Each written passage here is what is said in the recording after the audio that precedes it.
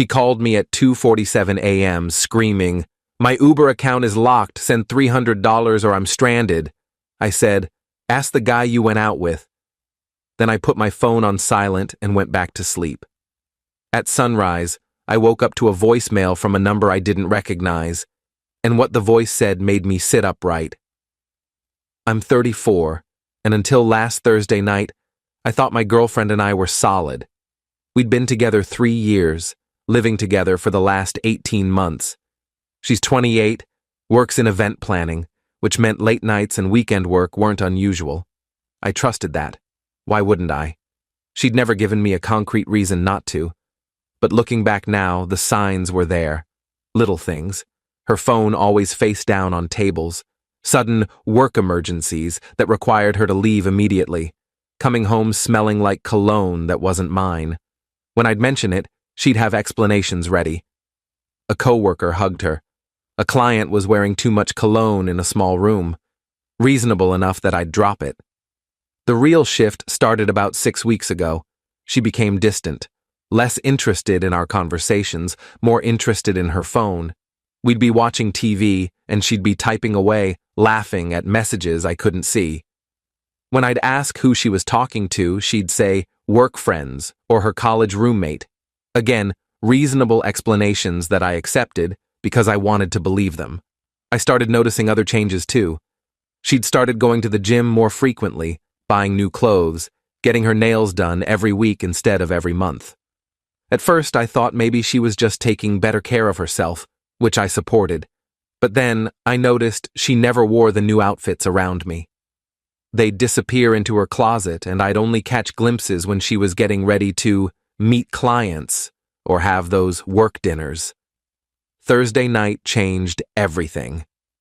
She left around 8 p.m., said she had a work dinner with potential clients, wore a red dress I'd never seen before, heels that made her 3 inches taller, makeup that took her an hour to apply. I kissed her goodbye at the door. "Don't wait up," she said. "These things usually run late." "How late?" "Midnight, maybe? I'll text you."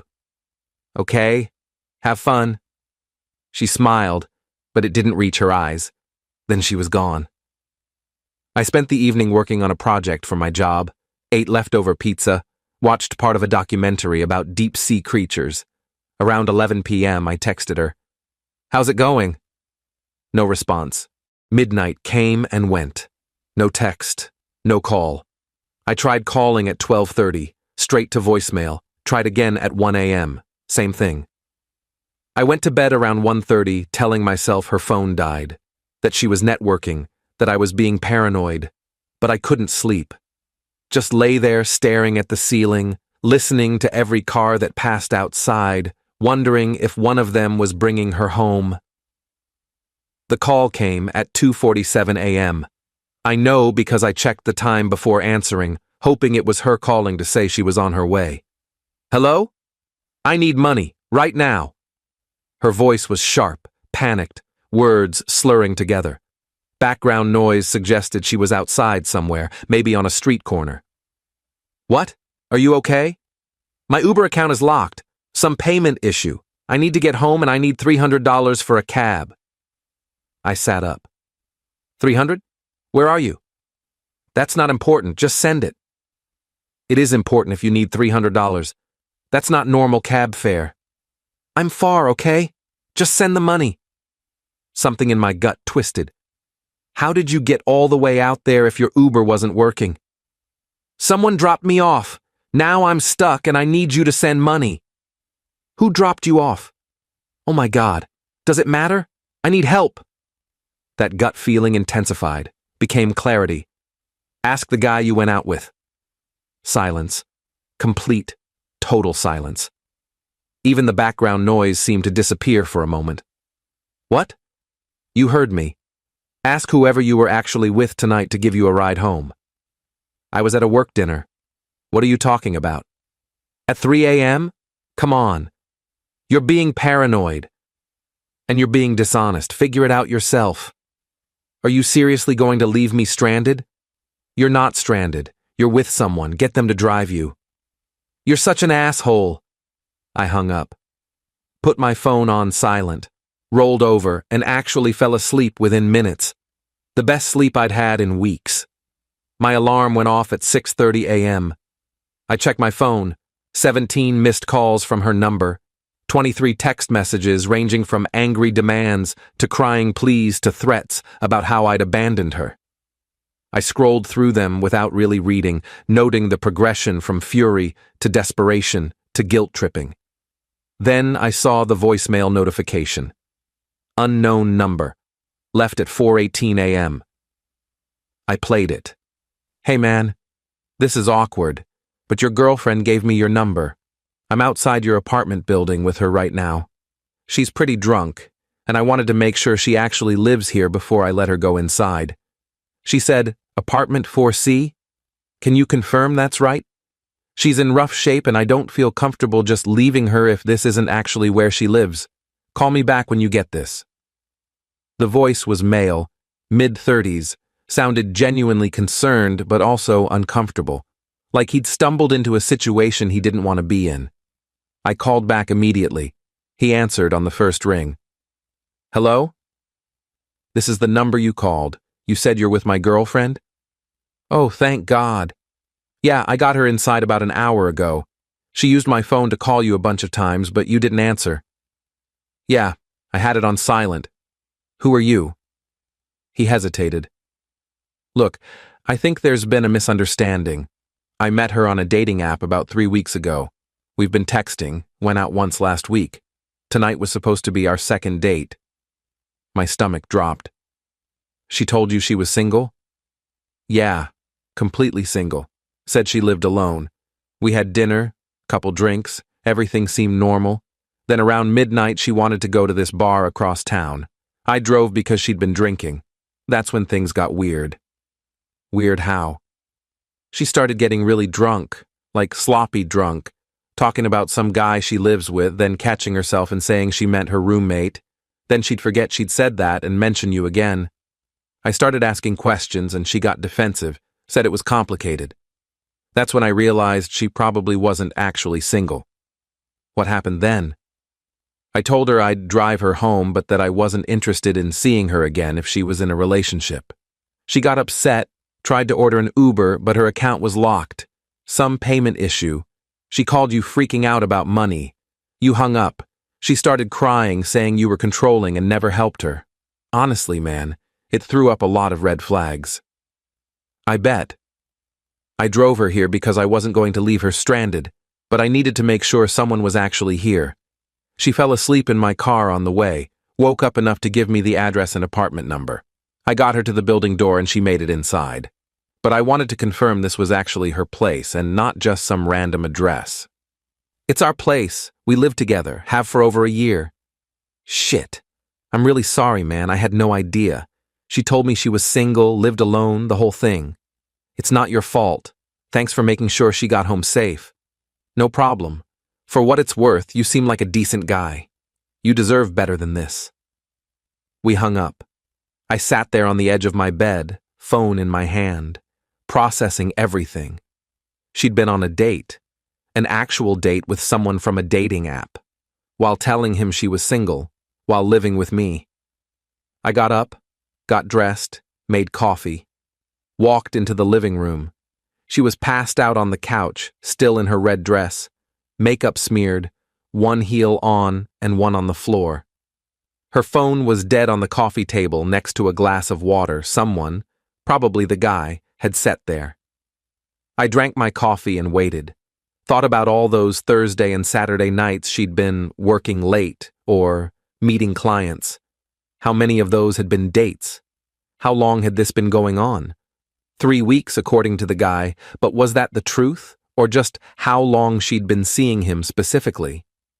I pulled out my laptop and logged into our shared cloud account where we backed up photos, started scrolling through the last few months, found photos of her in outfits I'd never seen her wear around me, found pictures taken at restaurants I'd never been to with her, found selfies with captions about self-care and living my best life that now felt like coded messages.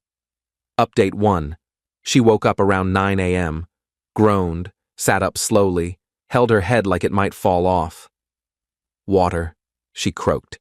I pointed to the kitchen. She stumbled over, refilled the glass, drank it in 3 long gulps. I feel like death, she said. That's what happens when you get drunk on a date with someone from a dating app. She froze, turned slowly to look at me.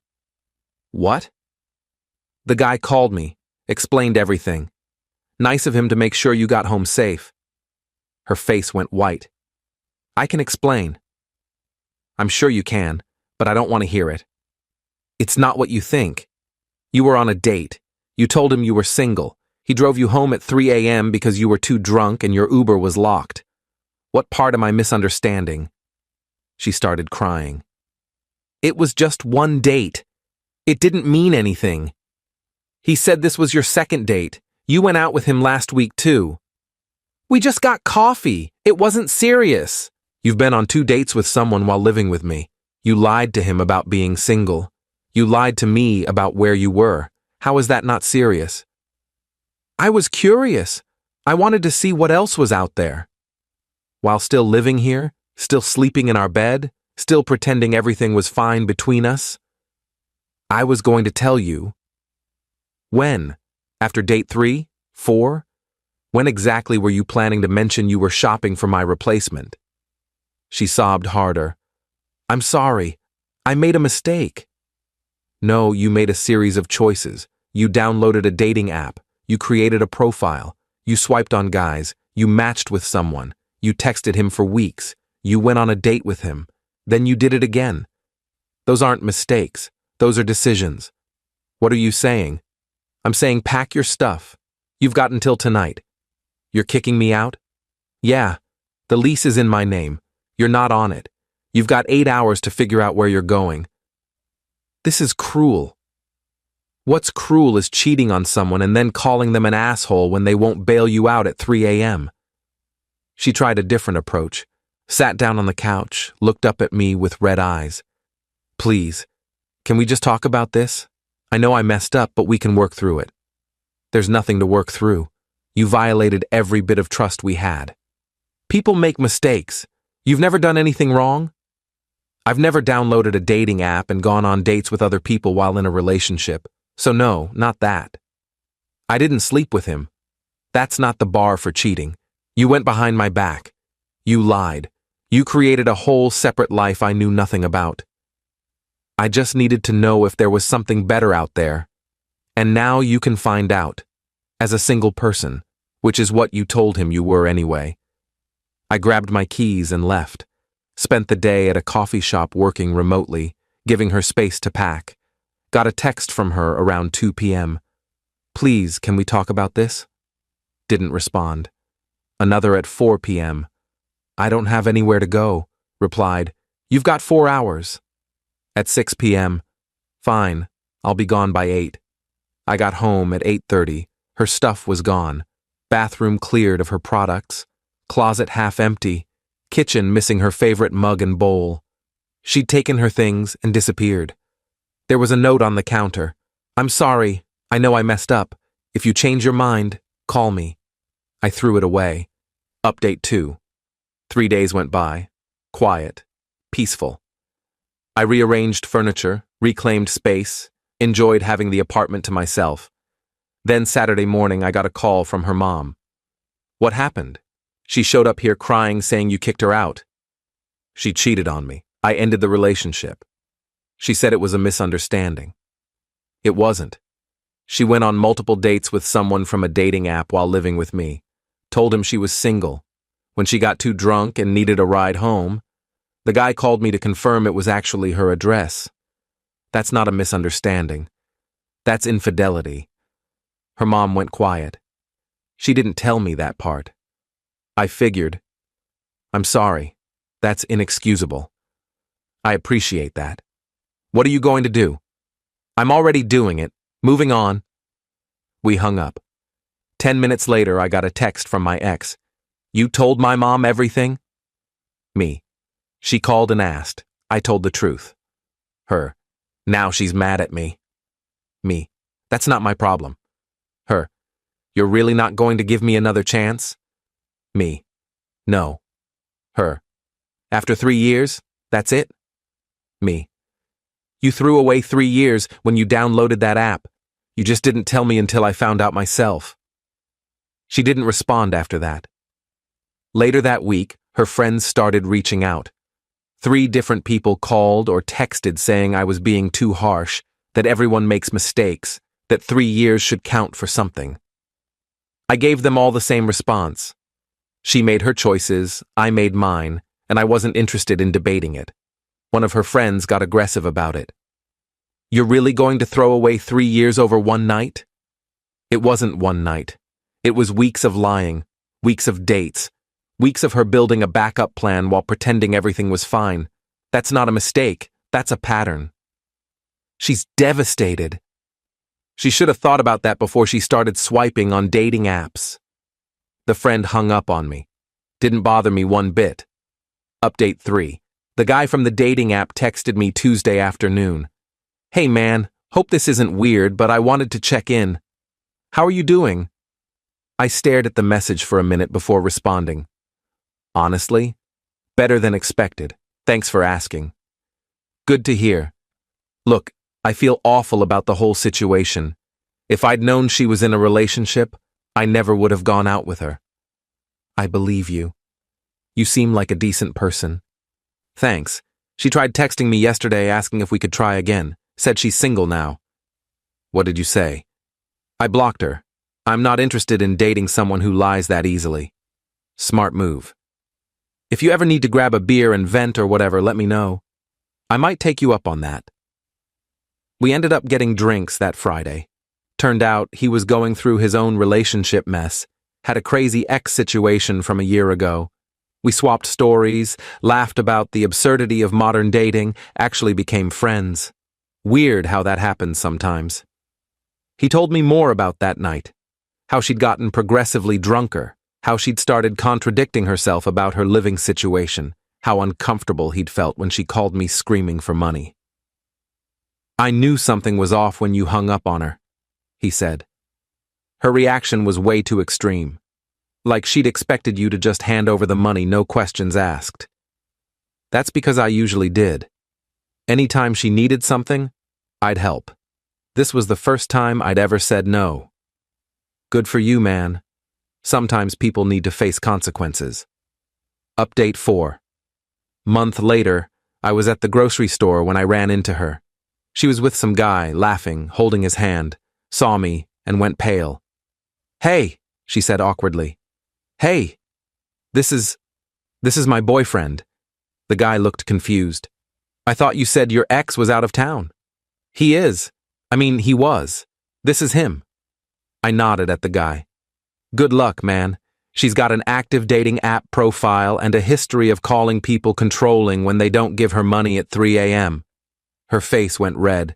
That's not fair. Neither is cheating. But here we are.